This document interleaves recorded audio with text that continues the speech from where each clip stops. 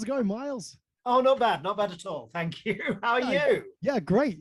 You look fantastic. What a great camera you've got. You're coming through really clear. It's kind of one of those things I felt I had to invest in over this whole sort of last 20 months or so of teaching a lot of my classes from this particular screen desk rooms. Yeah. So you've been teaching mostly remotely. Well, not, I don't know about mostly, but a lot of it during the lockdowns was remote, and we make the best of this. We really do. But no, we went back face to face quite early on, and this term it's been pretty much face to face for everything, which I'm really glad about. Actually, it's much better. Yeah, it's been the same for myself as well. So face to face teaching, and it's a lot better being back in the classroom, and you can have like the banter with the students, and you have like the back and forth, and I feel like when you're helping them and you're watching them progress, you can actually see that those light bulbs switch on, and those aha moments like come through. Yes, so, it's the reactions as much as anything. So if it's fine, I can deliver content this way, but that sense of it being a conversation and a dialogue about learning, it's much harder to do, especially as so many seem to take the line of I'm going to turn my camera off and I will only interact by the text. Yeah, that was something that was I thought I didn't expect that in the beginning. I thought they say that they're digital natives and that they're used to technology, and they're on TikTok, they're on Snapchat, they're happy taking selfies 24 hours a day. But when it comes to being on the webcam for learning, it was a no-go. It's interesting because much of my teaching is on an initial teacher training program, which is very much a sort of professional vocational course. And there we took the line of, unless there's a really good reason, we need you to be present for the remote lectures, and a strong encouragement to have the cameras on. And it wasn't the same as being there in person. No. Of course it wasn't. But where we had almost insisted on it, the groups started to gel. They started to sort of talk to one another in there as well. Whereas my undergraduate teaching, which is on a more sort of conventional program, much more, that sense of isolation. And if you have a look at the National Student Survey figures for last year, everybody's really quite pleased with how well sort of content was delivered, and lecturers explained things well and so on. But sense of being part of a learning community, not nearly so much. Hopefully it will get better again. I think it will. So I wonder if that will have an impact on people who design online courses going forward. Is that something that you've perhaps thought about?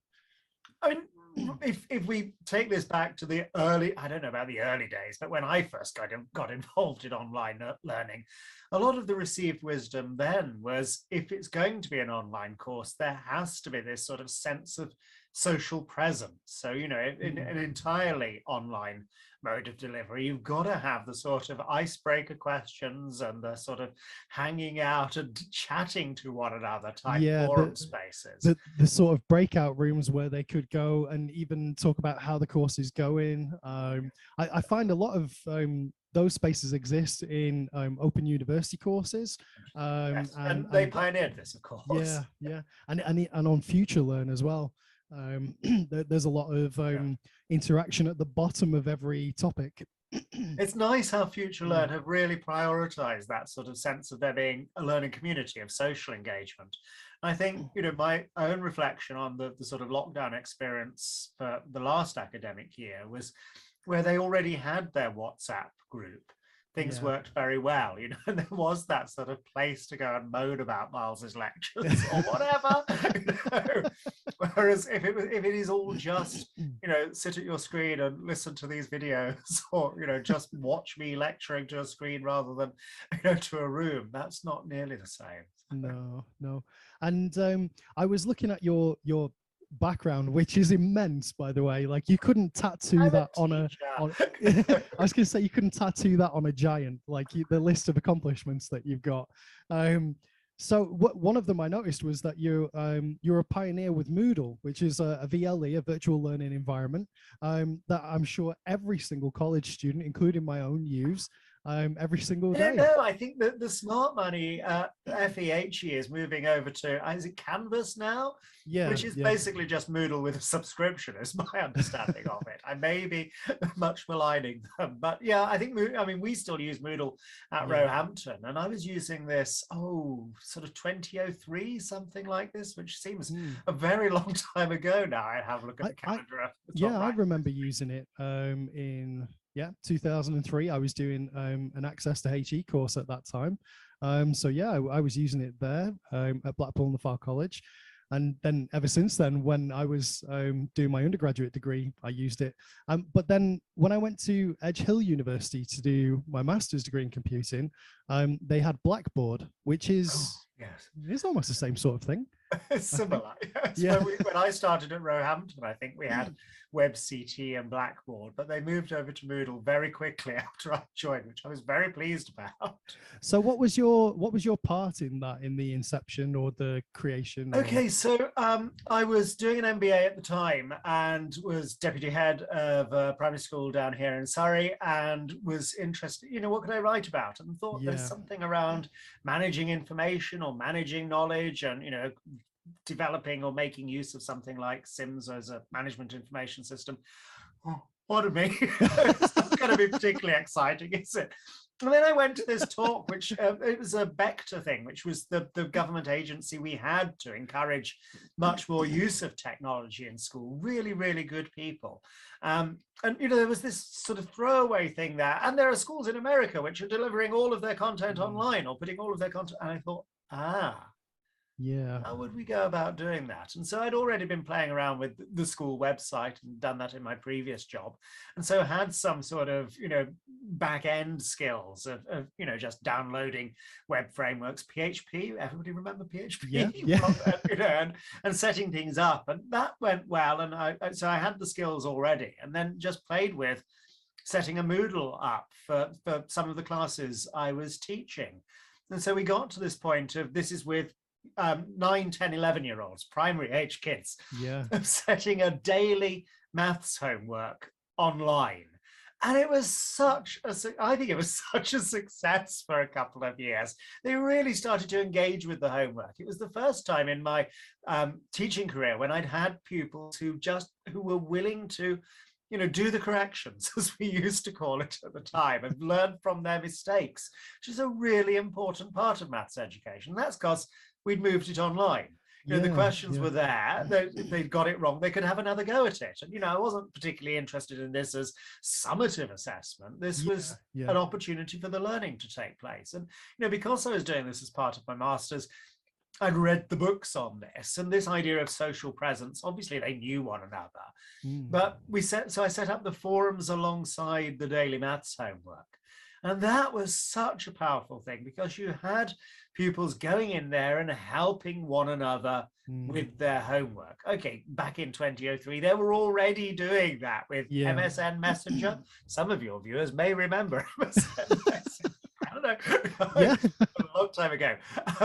But they decided, no, Mr. Berry, set this up for us. Let's use these tools for the maths homework. Oh, it was just so lovely having that, that sense of they are there to support one another. There wasn't the same sort of amount of online content as we have now. So do you think? Oh, bear with me. Yeah. No, go ahead. Pause in a moment. I will. So I was getting up early and writing all of these homework questions for them. And of course, I would make mistakes on the mark scheme. I am but human. And so, the really interesting conversations was not, I've only got 9 out of 10. I don't know why I've gone wrong on this. It was the ones who said, there must be a mistake on the mark scheme. I know the answer is this. Arguing for why it is. And, really persuasive, engagement with that sort of mathematical reasoning, which was lovely to see. Sorry, Paul, I interrupted you. No, that's fine. No, I was going to say, so what was the initial appeal? Was it because it was novel to the students? Because you said it worked really. You said it worked really well for a few years. And they were. They were very well behaved pupils. Lots of parental support. We set a daily homework. They did a daily homework. But in the evaluations that I did with them, it was that this felt much more authentic, I think was the phrase, that they had already recognized that, mummy and daddy are using computers for their jobs. Why are we not using them for the equivalent of our job, our learning in school? And, this recognition that a lot of maths was already being done on a computer back in 2003. So, this sense of we're using a tool but this is no longer felt just like lots of questions to answer on pen and paper. This felt much more closer to real world mathematics. I don't know. And of course, the immediate feedback, even with the best will in the world, I couldn't mark their homework as soon as they did it, but the machine could. And, yes, I spent time setting up those daily quizzes, but I didn't have to spend any time marking their homework. I had a machine to do that for me. And it felt as though it was much more interesting for me, creating the questions online than just sitting there with a stack of books going through and seeing whether the answers were right or wrong. So the authenticity, the sense of they could carry on talking about the maths at home, and that immediate feedback on how things were going, I think were some of the motivating factors. And have you found a decline in that over the years, that the attention has declined because the students are so much more surrounded by the Internet of Things, that like they have the mobile phone and perhaps the tablets or the games consoles or Discord? They're very distracted by many different things. I'm no longer working in school. I'm working with students who are working in school. So, I was out in school this morning watching one of my students teach, watching the meeting with their mentor in school, which is wonderful. It's a lovely part of this job. And so I think we've seen most of my students now are making use of online learning because of what happened during the pandemic. Sorry, I keep going back to that. It's kind of that's on our fine minds at the moment, isn't it? And so, Google Classroom, and I think to a lesser extent, Microsoft Teams is commonplace in schools now. And, that's how they do homework. They've got to be shown how to do the homework. This was the case with my pupils back in 2003, 2004. You couldn't assume that they knew how to do these things. The distractions thing is interesting, and I think it's not so much that they're spending time in front of a screen as how they're spending time in front of the screen. And watching somebody's Twitch video, okay, wouldn't it be more fun to just go and play the game? A 10-year-old daughter who's very, very happy watching other people playing Minecraft. She's now started to get more back into Minecraft, of making things herself. But and again, watching somebody's YouTube channel, no offense, is fine, but making YouTube videos, creating video content, that seems to be something which is worth encouraging young people to do. Obviously, terms and conditions apply. And so, my digital media students, that's really very much our focus with them, of seeing this as, yes, you've access to all of this content, but this is something you can take charge of. You can be the creators there. And that's really been one of the messages in the computing curriculum reform, of moving from consumers of technology to creators of, if not always technology, then at least technological artifacts, of giving them some sense of control over what we do with the machines. So that's fascinating. So almost in a similar sort of ethos as the way that video games supplanted movies in some senses, going from a passive form of entertainment to an interactive one.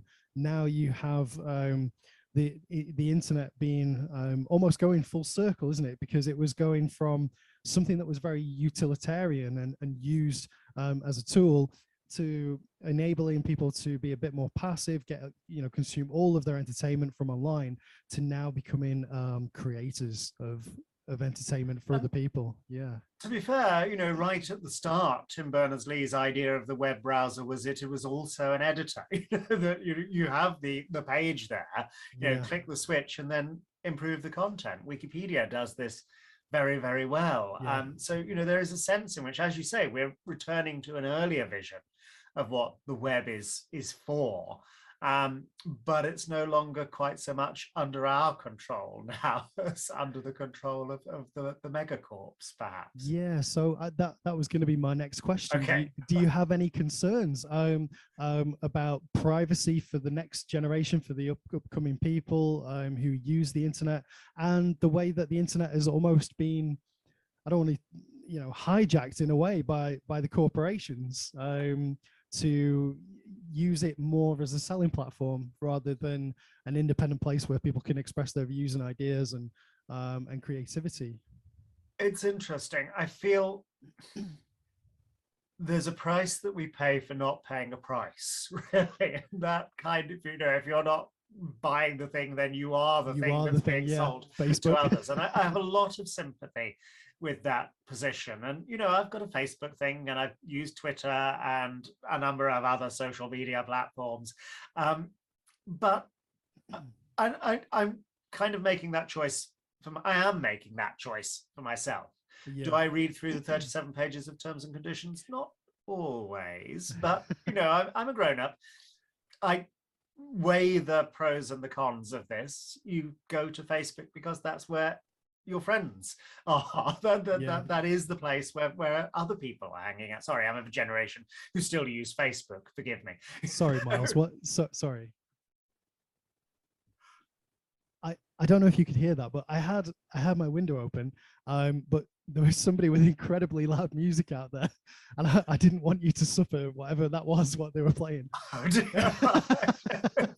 no, your microphone seems to be pretty focused on just picking up you. Oh, that's great. Good thing. That's good. Where was I? Yeah, so yeah, it's you know, the price that you pay. I'm aware of the advantages, the disadvantages. There are occasions when it actually shows me adverts for really quite interesting things, but it should do that. You know, there are some of the smartest people in the world working on finding things that I'm probably going to click on there.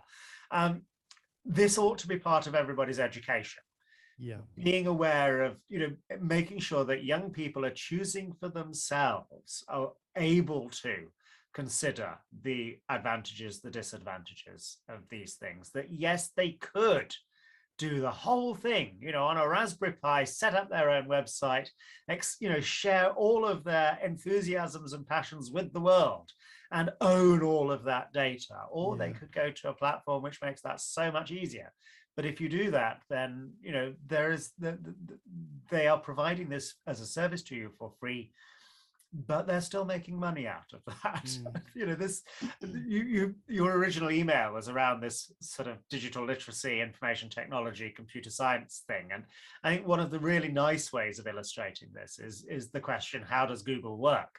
I just pick on Google as one example for this. And, you know, we can answer that at a computer science level of talking about the PageRank algorithm, and, you know, the building up an index of the keywords on all of the web accessible pages and seeing where the inbound links from the page are, and using that both to produce a set of results and to prioritize those in the ones that are most relevant. We can also answer that at an IT layer, an applications tier of, well, you know, you start typing and then it shows you the results. You can filter those results. There are keywords that you can throw in there. There are Boolean operators. Learning how to find information well and be discerning in that. Absolutely part of everybody's entitlement in education. You know, nobody should be leaving primary school not being able to use a search engine effectively. Yeah. But there is also that digital literacy implications tier of how does Google work? Well, by employing smart and creative people, by building up very detailed profiles of each of their users so that they can better target advertising for them. You know, an awareness of that every time you do a search. It keeps a record of that. You know, how else would it work? And you know, we trust Google, of course we do, but it's an awareness of what's happening there and those multiple layers, I think, is really important. I think it's particularly with Google, I think it's there's no hidden agenda with them. I think it's like a social contract that as a user, you know that that's what's happened, that is what's happening in the background, that every time you search, it's going to get more intelligent. You know, you have your profile linked to the account, and also your emails sometimes, and it, you know, it'll prioritize different adverts for you based on your likes and tastes. Yeah, I think that's a good Emails is thing. one where I did start to read through the terms and conditions on Yeah. Gmail. And there is this thing in there about, you know, your emails are not being read by people. They're just being read by incredibly smart, Yeah. intelligent machines. And is this meant to make us feel better about it? Yeah. Somehow we feel, okay, that's fine. You know, if that's the way your email system works, then, you know, that's okay with me. If it was like a person was reading through my emails, I might feel really quite differently about it. I think I had a very similar feeling to you, and around about that time, when that became, you know, when it became more common knowledge, I switched over and I went to Proton Mail. And I'm going, I'm out of here.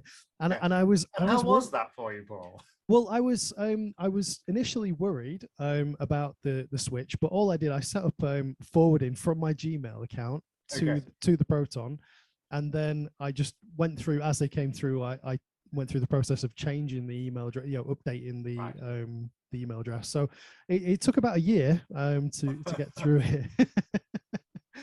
But yeah, it's good. It's good. It's very good. And you know, you can save a lot of space because it doesn't load everything straight away. And it comes with a free VPN as well. So it's definitely useful.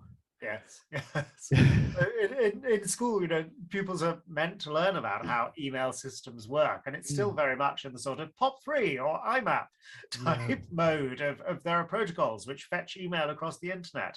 And not usually, most of the time, I go to a website and read my emails on a website somewhere. So, you know, there is a disconnect between what we teach, which seems to be an earlier generation of the technologies, and what actually happens out in the real world these days for most people most of the time. Do you think that having perhaps a curriculum where you have to go through like a pre-approval process of what you're going to teach slows everything down to the detriment of computing students? So like the textbook that I'm delivering from now it was published in 2012, and so I still, because of the way the unit is assessed, I still have to teach them about 3G, which is fine because it's part of the history of computing. But I feel like is there another way where, you know, you can teach them the most up-to-date information where it is of value to them by the time they leave? So I'll talk about school first, and then if you remind me, I might loop back and talk a little about higher education. So yes, the national curriculum is something which ministers sign off on. It's implemented by statutory instrument, and so, you know, you don't change that very frequently. You don't bring that up to date with the latest version of mobile phone technology.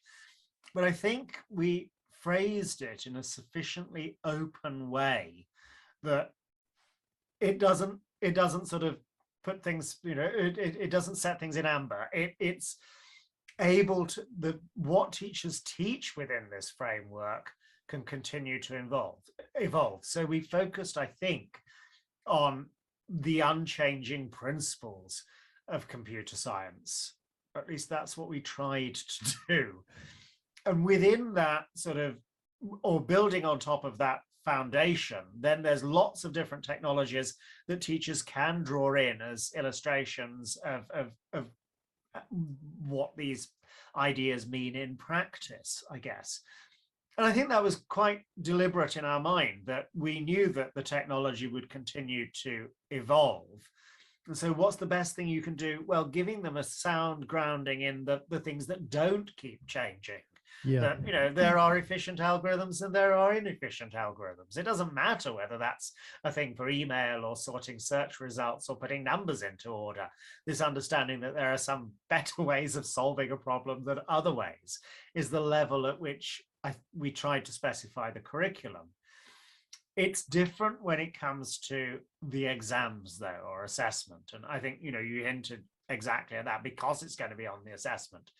And once you have a particular test in mind or a particular way of assessing learning on a particular curriculum, then that really does rather crystallize what you're going to teach. You know, that fixes the content of the lesson. And so the exam specs is something which perhaps needs to change a lot more frequently or be brought up to date. The experience in higher education is a slightly different one because we have a lot of autonomy over our courses. And, you know, we set up, you know, this is what the course is for. These are the learning objectives. We plan and deliver the content. We write our own exams, or we create the assignments, assessments for the course. And yes, there is oversight of that. You know, I can't just make it up as I go along. The university takes an interest and the sector takes an interest. There is this sense of being part of this sort of community of practice there. But there's still a lot of freedom and flexibility within that sort of overall framework to, you know, yes, keep things up to date. So, you know, my digital media class, of course, we're going to look at the new data sets, the stuff that is current here, rather than the data set that I happened to download 3 or 4 years ago. Of course, with my teacher training courses, we have to be aware of the changes in exam specifications, the technology which is being used in the classroom. And that's great to be able to do that. Yeah, that's brilliant answer. Thank you so much. So where do you think I'm really passionate about computing technology, and it didn't actually, for me, it didn't start out that way. I came in from a different angle. So the way I entered into computer science was through game design and development. So I came in a different way, but then I very quickly realized that what I actually wanted to do was computer science and project management, and those two things were really, really interesting to me. And I think it was mostly because of the problem solving. So where do you think the future lies with computing education? Oh my gosh, this is an impossible question.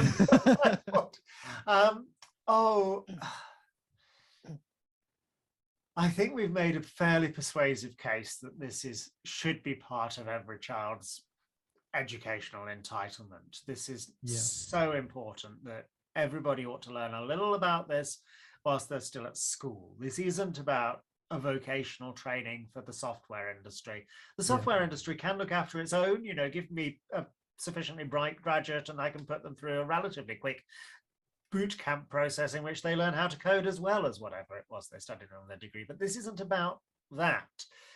This is about an understanding of the world and some sense of being empowered to make a difference to the world there. Why do we teach things like music and poetry and art as a mandatory part of everybody's school curriculum? Not because we need more professional poets or musicians or artists. Perhaps we do.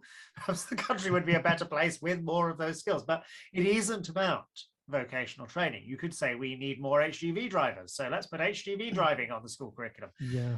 To think of school playgrounds, all of these lorries being delivered. No, let's not do that. No, this is much more about an understanding of human society, about digital technology. And it isn't simply being able to send a text on a PowerPoint slide. It isn't simply being able to make a video. It also has to include some grounding in the fundamental principles on which this is based. And for me, that means, yes, the problem solving that comes alongside the coding, that, you know, giving people a tricky problem and letting them struggle with that is part and parcel of this. But it also includes that sort of stepping up and thinking about that implications of this for our lives as individuals and of society. So yeah, I think this is here to stay in some form, at least. I think it needs to continue to evolve to take account of the changes in this rapidly developing sphere of human activity. So, you know, keeping up with what's happening in the tech world is necessary for this. And yeah, I think I'd like to get to a point where more students take a GCSE in computing, where it's not just, I don't know, I'm going to make numbers up at this point, where it's, you know, like, it's a qualification that about 80% of young people could take this qualification and should be taking this qualification. It should be a qualification that's offered by pretty much every school, with the majority of the cohort sitting the exam and doing interesting project work in it. It's too important to just be a niche subject for those who happen to have an interest in a bit of coding, or those who thought this was going to be all about game design and then are really disappointed when they start the course.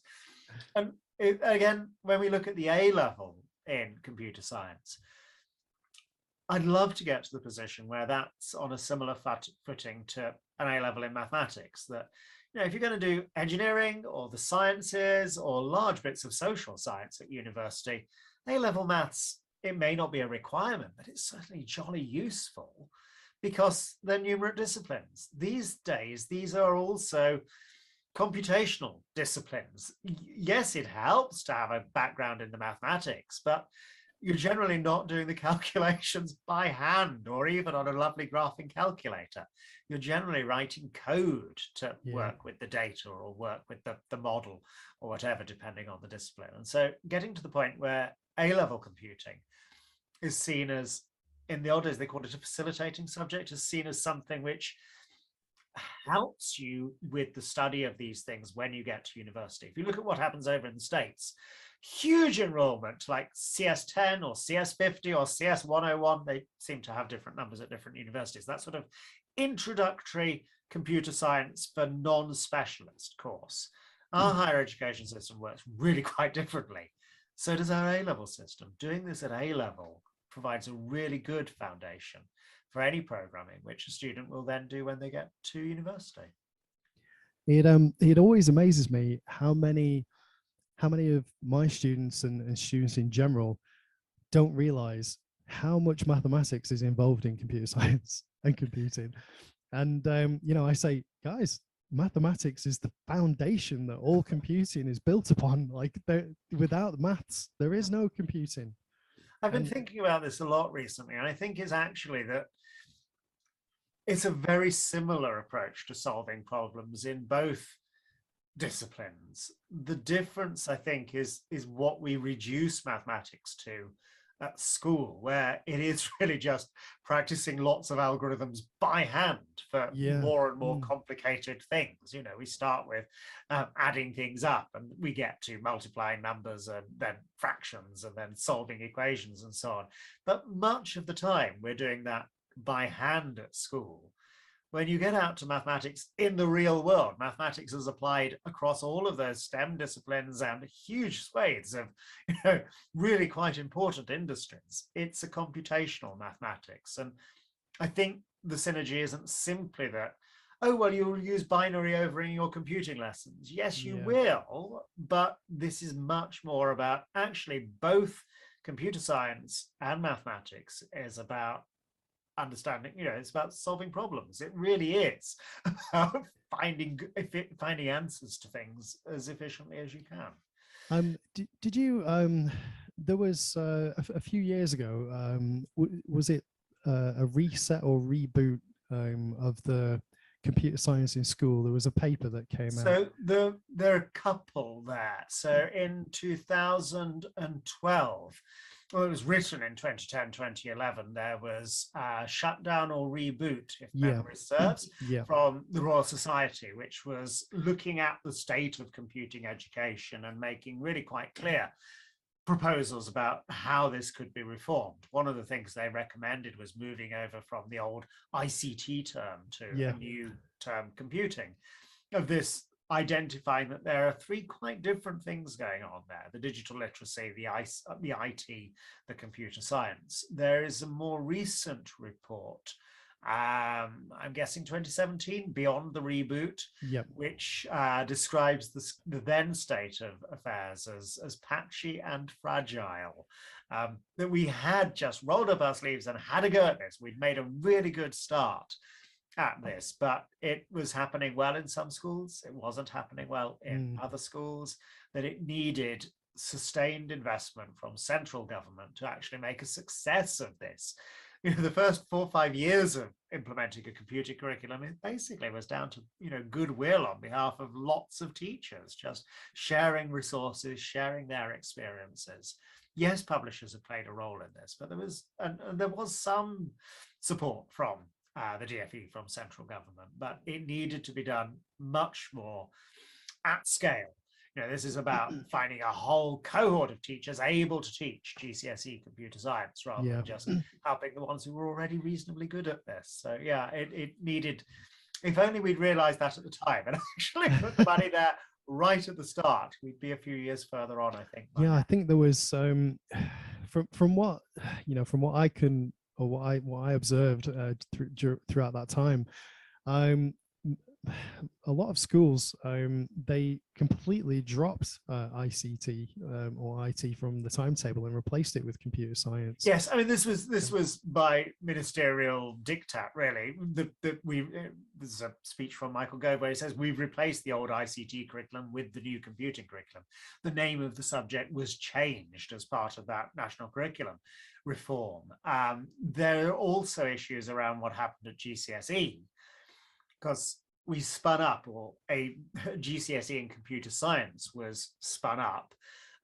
There always was an A-level in computer science, so that stayed on the books. So you had these really quite academic qualifications in the computer science bits of the curriculum, sitting alongside the GCSE and A-level in ICT. So two parallel pathways, parity of esteem. But then the minister decided, so as to encourage more folks onto the computer science pathway, to remove the other path. So we are unique in curriculum terms in having a national curriculum subject which has these three elements to it, but only having a GCSE terminal qualification which covers one of these three elements. Yeah. It's odd. It's like, imagine science at school. You do all three sciences, bit of physics, bit of chemistry, bit of biology, but when it comes to GCSE, we will only ask you questions about the chemistry bits. It's it is absolutely baffling, and I think as a result of that, perhaps an unintended result was that you were getting a lot of students that were coming up from school into FE colleges that couldn't find the Windows key and the programs and didn't know how to use the interface and didn't, they could. I'm really interested to hear this as the FE experience, because most teachers of year 7 in secondary school say exactly the same thing. Everybody from primary school. Yes, they may have done lots of scratch programming. They can make the cat move across the screen. Yeah. They've got lots of experience working with the iPad. It typically is an iPad rather than a generic tablet device, because that's what they got at home. That's what a lot of primary schools have bought into. And so you sit them there beginning of year 7 computing lessons and say, could you click on the start key? What's all this? It's like a Scrabble set.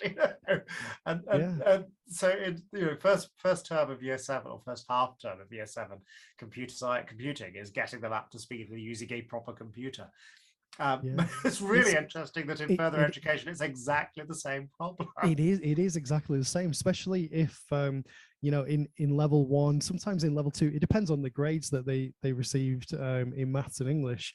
They might even go all the way to level 3 if they get high enough grades, and then you spend a lot of time teaching them how to just use the computer, the interface, the GUI that we take for granted, because I think it is an unintended consequence. Yeah. Alongside the curriculum reform for computing, I mentioned Vector earlier, and one of the first things that Michael Gove did as Secretary of State for Education was abolish Vector.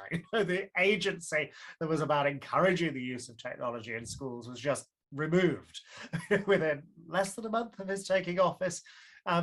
And there are consequences to that. So you don't see reference to the use of IT in the other national curriculum orders, other than a bit in geography, a bit in design and technology. There may be another example there, but it's very much a focus on the content knowledge rather than use of technology in pedagogy.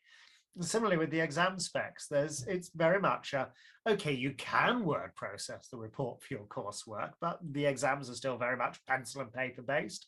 And a lot of the pedagogy, the teaching, comes back to those sort of traditional technologies, I suppose, the non-digital technologies. And so it's not so much, I don't think it's just down to we're not teaching them IT skills. It's that they're not using IT skills, but the other things that they're learning. So yeah, the two together have really not served them brilliantly, I suppose. And do you think the pandemic has highlighted the sort of the lack of digital skills that people generally across the nation, you know, didn't realize that they had? I think it's made us more aware that that wasn't necessarily a sensible idea. You know, credit where it's due. The departments quickly realized that look what the independent sector are doing with all of their teams and classroom and laptops and so on. And yes, this costs money, and sending a bill out at the end of term certainly helps fund that sort of thing. But DFE realizing that as we went into lockdown 3 and that weird sort of lockdown niche to you had lots of children being sent home from school because of the pandemic spreading within their class, that schools needed to do something properly this time. And so, you know, lockdown 3 this last January, there was funding there for the technology. You had the computers for those who couldn't afford one themselves, who needed one. You had really strong support from central government for setting up teams or setting up Google Classrooms so that there was online provision of learning, a really clear encouragement that live lessons is what you should be doing. You should be setting 5 hours of work a day and delivering that online. It doesn't all have to be homemade, but that it should be education by other means. If they'd still had better, I think, if they'd continued to prioritize EdTech in schools over the intervening 10 and a bit years, then we would, 10-ish years, then we'd have been in a stronger position going into that first lockdown in the maintained sector of, look, we've got the technology, we know how to do these sorts of things. So yes, we can send them home and continue education. They got it right by the time last January came around, though. Yeah. I think, that was definitely felt where I work as well, that there was more support, there was equipment that was ready for the students. But the other thing is that it really highlighted digital poverty, didn't it, across the nation, that you know, access to the internet is kind of taken for granted from those who have it, but those who don't have it or don't have a reliable source of internet, they're put at a massive disadvantage compared to other people. I was glad that government stepped up and said we should do something about this, and, you know, providing the funny 4G routers or whatever it was. But this was stuff which we got right back in 2009. You know, there was the Back to Home Access scheme of the single-use credit card to buy your family, not the individual child, but the family, the device and a year's worth of internet connectivity. So, you know, if only we'd carried on with those really good ideas from, you know, the sort of 2000s, then, you know, we would have coped better, I think, as we moved into this. You said about the digital skills thing. And yeah, I think it did highlight how important that was. But, you know, certainly looking at the school sector, teachers really stepped up incredibly quickly. And, you know, this wasn't part and parcel of what they'd been doing, but they had to go at this. They rolled up, you know, prioritized the needs of their pupils and were willing to move their teaching. So this very, very different format. And to be fair, most young people, I think, coped well with this transition. You're absolutely right that this is not universally the case. And those who were already advantaged did okay out of this. Those who were already at a position of disadvantage, I fear, have slipped further behind. But this notion of everybody has lost a year and a half's learning or a year's learning, it's not the case. No, I don't think so either. Have. And some have found this a really unmotivating, unengaging experience, but some have really quite relished this freedom to, you know, teach themselves things. Yeah, and to take the you know, take the lead on their own destiny, their own education, and to investigate what else is out there as well. And I think perhaps in the private sector, that's what a lot of people have done, and that's what's caused what they now call the Great Migration, or, you know, the sort of the changing of jobs and talent. People have had a bit more time because of the lockdown to reflect on where they are in their life and what they want from the future. So yeah, I would say it's a positive thing to come out of this, but there are things that it's forced us to think about, to reevaluate, as you say. And that can't in itself be a bad thing. So what does the future hold for Mr. Berry? Who knows? You talk about all of these achievements. I don't really see it in those terms. I've just, I've very much sort of responded to the opportunities that have been there at the time. There was not at no point did I sort of plan this career progression. And I moved into school leadership when I was frustrated with the sort of what I could do as somebody working in middle management in a school, and moved into higher education because, well, I'd so enjoyed the research I'd done, such as it was for my master's, that I thought this is what I'd like to do. And then these lovely opportunities to sort of work at national and international scale presented themselves. And, just as your email, I'll have a go at that. Yeah, why not? I'm so glad that I generally you did. will say yes to these things when the opportunity arises, and very rarely regret it afterwards. And certainly I'm not regretting this, Paul. Oh, brilliant. Yeah, that's fantastic. Thank you, Miles. I have no idea what the next phase for me is. I'm very content, for the benefit of any senior leadership watching, really very content at Roehampton. It's a lovely place to work. It really is. Oh, that's great to hear. So I think we've covered a lot of ground. Would you be interested in coming back again in the future? Because I've really enjoyed our conversation and I've learned a lot. Well, I've really enjoyed our chat too, Paul. But I don't know if there's much more that I can offer on a second go. But I'd be very happy to do this again. Really happy. This has been really interesting. Nice to chat. Always very happy to chat. So if you'd like, of course I will have it. Brilliant. So is this?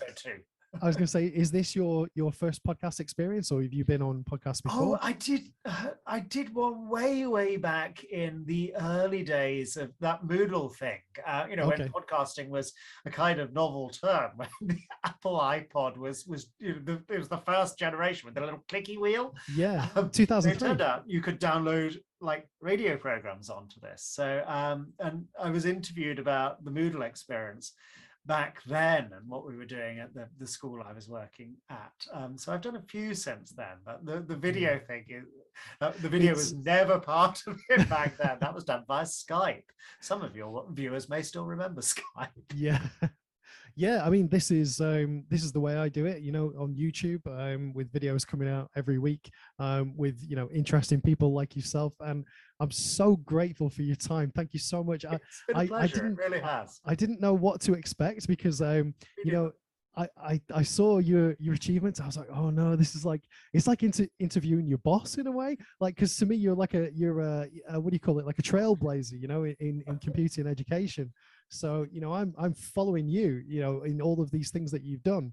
And then when you accepted, you should have seen me with my wife. I was like, yes, Miles Berry said he's going to come on the podcast.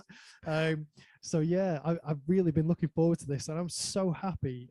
You're amazing. Well, you're flattering me now, Paul. It's been a pleasure. It really has. I really appreciate the opportunity to chat. Thank you so much, Miles. Cheers. So take care, and I'll be in touch, and we'll come up with a nice topic, something that you're interested in. Maybe are you interested in AI or something like that? Oh, this is this is a hot topic at the moment. So you asked me about what's next for the computing curriculum, and I'm of the view that we wrote it in such a way that emerging technologies like AI and data science are included in what we specified there, and schools ought to be changing what they do to include things like teaching children about AI and teaching children about getting children doing some data science. So more than happy to chat about either of those. Definitely. That's fantastic. So that's what we'll do. Part 2, AI. Okay, good. All right, I'll say bye for now. Awesome. Thank you, Miles. Have a great weekend. And you, Paul. Okay, take care. Bye. We came, we saw, we kicked it.